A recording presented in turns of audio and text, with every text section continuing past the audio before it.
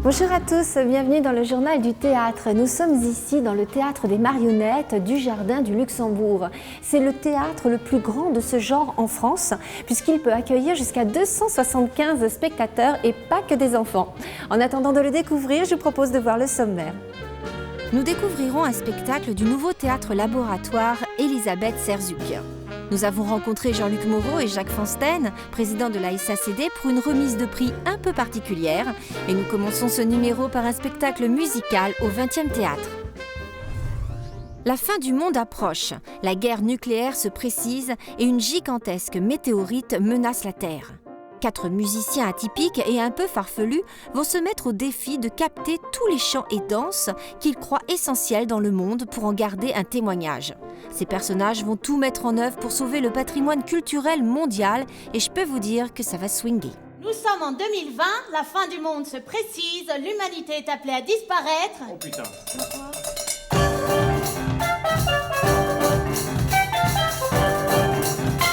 Alors une finale, qu'est-ce que c'est? C'est un spectacle où se mêlent musique, humour, c'est la fin du monde, l'humanité va disparaître. Et il y a 4 musiciens, un peu plus barjots que les autres, qui décident de sauvegarder le patrimoine musical. Alexandrie, où l'abondance avec la nuit, et j'ai plus d'appétit. Camaracouda. Ce qui est sympa sur ce spectacle-là, c'est qu'on mêle vraiment la vidéo à la musique, au jeu. Donc on est filmé en direct par 3 caméras, on s'enregistre, on rediffuse les images et tout ça. On joue toujours sur 2 axes différents. Coupé. When I was younger, so much younger than today, never need anybody help me. C'était un morceau très populaire au Bénin et ça veut dire « Attends d'avoir traversé la rivière pour dire que le crocodile a une sale gueule ».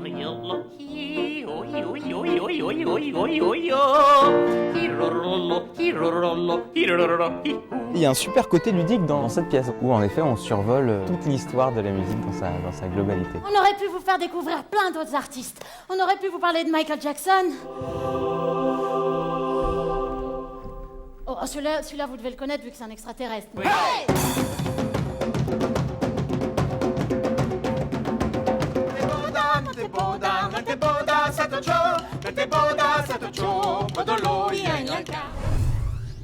La compagnie Elisabeth Serzuck présente depuis 1992 un théâtre chorégraphique dont l'identité provient de la riche histoire du théâtre polonais. Elle vient d'ouvrir un lieu d'expérimentation théâtrale à Paris dans le but de faire découvrir ses créations pluridisciplinaires au public. Le spectacle en question ici est Matka, ou la mère Maquerelle, pièce à l'ambiance très particulière où tout n'est qu'illusion, débauche et déchéance.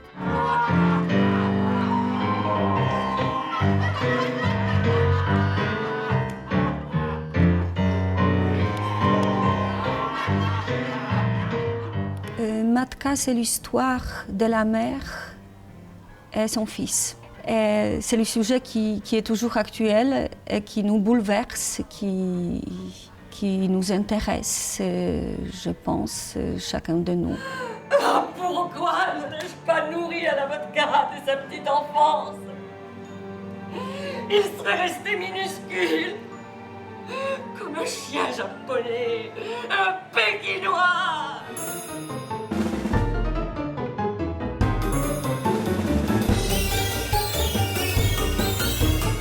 Mon spectacle, c'est spectacle chorégraphié. Ça veut dire pour moi une sorte de théâtre où l'image ou la gestuelle est si important que la parole. Cela se passe comme dans un rêve. Ça doit être ça, la multiplicité des réalités. Il y a tout dans ce spectacle. C'est le spectacle complet. On cherche le théâtre total qui peut trouver son public, dans lequel chacun peut se retrouver.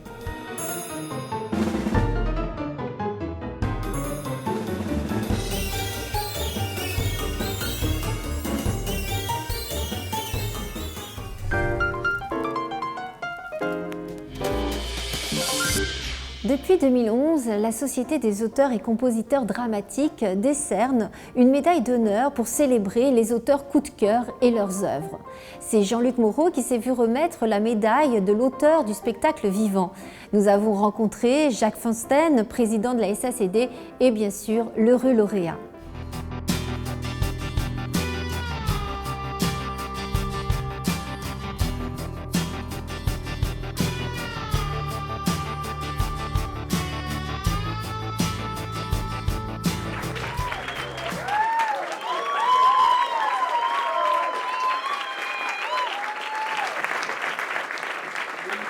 La médaille d'honneur, c'est une médaille qu'on donne à des parcours. Aujourd'hui, on la donne à Jean-Luc Moreau. C'est un metteur en scène ouvert, complet, qui, sous des apparences de légèreté, de facilité même, parce qu'il en fait beaucoup, est un metteur en scène qui présente des choses différentes, qui travaille beaucoup au service des textes. Je voudrais juste insister sur un point qui est si important pour nous dans cette maison, qui est celle des auteurs.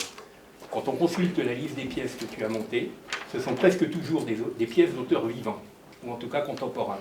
À part quelques Feydeau ou quelques Molière, tu découvres, tu choisis, tu explores des auteurs d'aujourd'hui.